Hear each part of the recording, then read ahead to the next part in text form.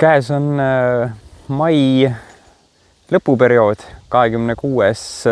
mai on, kui ma seda videot teen. Ja kui siin alles natuke aega tagasi tundus, et kevad on siukse väikse viitega, siis nüüd vähemalt taliotre vaadates on ta ennast kasvus võtnud ilusti sinna, kus ta põhimõtteliselt igal aastal on, ehk siis esimesed ohteotsad on juba paistma ka. Teine kultuur, millele tahaks tähelepanu pöörata, on liblikõielised. Kuigi hernesuba on ilusti tärganud ja enamjaolt on olemas ka nõutav minimaalne 2 lehepaari, siis ärge nende pritsimistega kiirustage. Oodake ära, et nüüd niiskuse mõjul ikkagi kõik umbrohud ilusti tärkaksid, sest siis on tulemus kõige parem.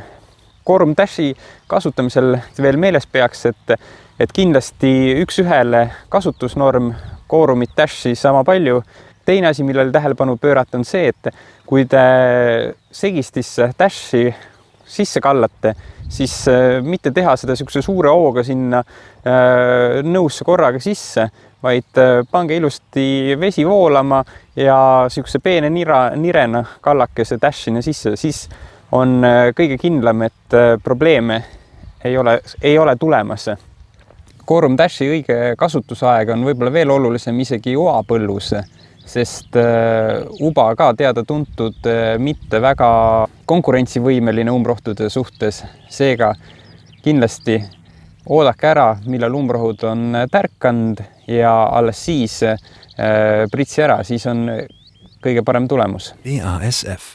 We create chemistry.